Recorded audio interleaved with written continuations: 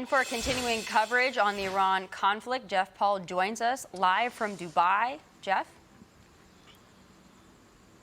Yeah, and we are learning that according to Reuters and its sources, Iran, along with mediators from Pakistan, well, they have submitted their end of the proposal to the U.S. to end the war and reopen the Strait of Hormuz, and they are expecting a response from the U.S.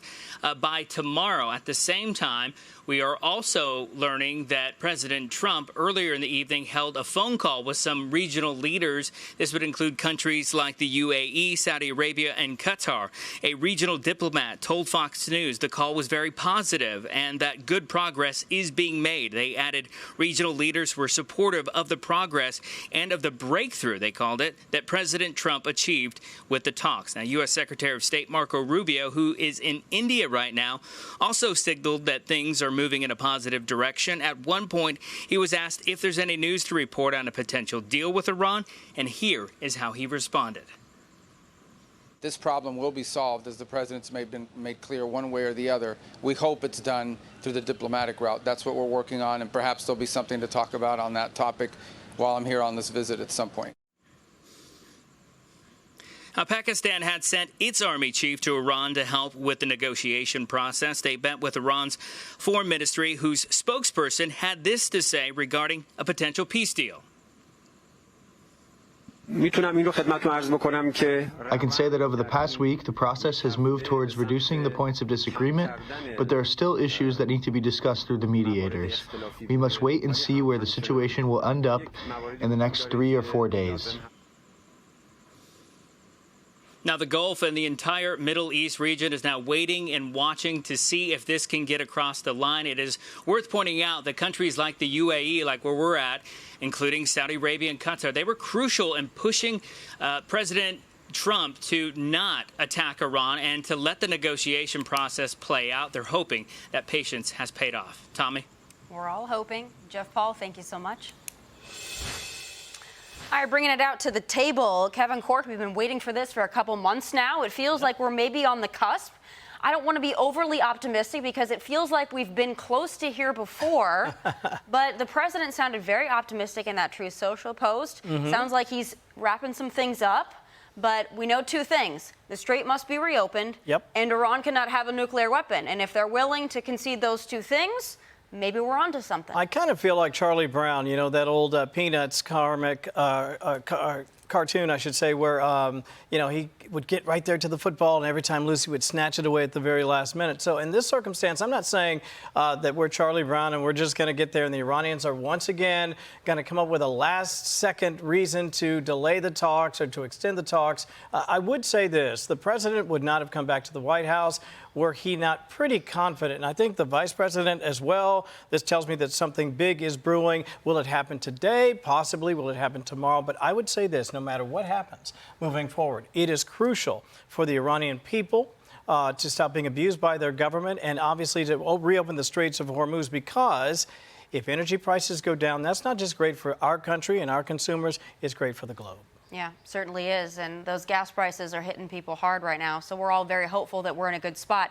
You know, as we were heading into this Memorial Day weekend, a lot of us thought that perhaps strikes were on the way. That's really what the conversation was. Maybe President Trump was staying in D.C. because something was being planned.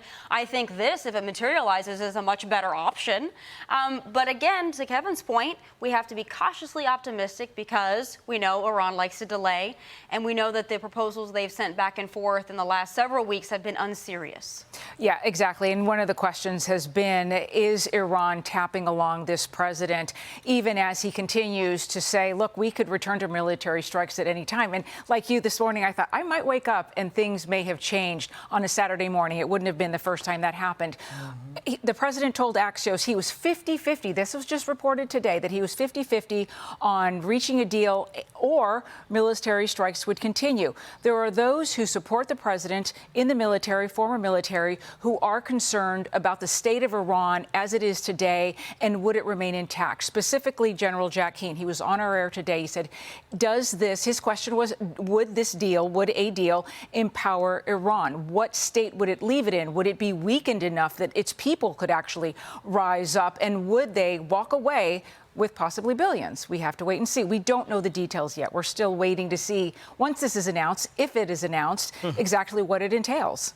Any moment we could get those details. It could be today, it could be tomorrow. We don't know. The president had a very optimistic Truth Social post, as we just put up a little while ago. I think the American people have been waiting for this for quite a while, and that strait being a big part of this equation here. But we've seen Iran say before that they were going to reopen the strait, or that, you know, they were going to have free passage, and then it turned out not to be the case. There's been a lot of back and forth over exactly what opening it means, and no retaliation. Do you think we're finally there, Tom? Well, I think we're going to see the strait be opened. Whether we get the perfect deal or not, it remains to be seen. We probably won't get the perfect deal. A lot of people also say, well, what if we make the deal and we say no nuclear weapons, but then we can't trust the Iranians because they're going to go back on their word? Well, we have to just be prepared for that. So I kept saying this. I said it on the Big Weekend show several times, and I would, whenever I got a chance to talk to people, interviewing people, I would say, what about no deal? What about the option not of war and, sign on the dotted line, but somewhere in the middle where we say, look, just open the strait, we'll stop attacking you, and then we'll see what happens. And, the generals would say that's a possibility. But the diplomats, the people from the business world, the economists, they would say, we need a deal. Because in order to get that strait open, to get the insurance companies confident to work with these ships, to calm the nerves and get oil prices down, you need the deal. So that's what we were looking for, and hopefully that's what we got. But to that point, if that's all we get is the strait open, then we'd be back to where we started before we started the conflict. So Exactly. You have to get the enriched uranium. You have to get a deal that includes removing that aspect of the nuclear ambitions. Otherwise, I don't know if you can walk away and say we have a win. It feels like we're back to square one. Yeah. So I think that's going to be an important component. We know the president is very, very strict on that point. They cannot have a nuclear weapon. So I think that any deal is going to include that. I don't think it's going to be enough just for the strait. I agree. Without I don't know that, if that's a full win. Yeah, no deal. Yeah, then we're back to where we started. Be sure to like and subscribe for all the Fox News latest on YouTube, and catch full shows streaming now on Fox One.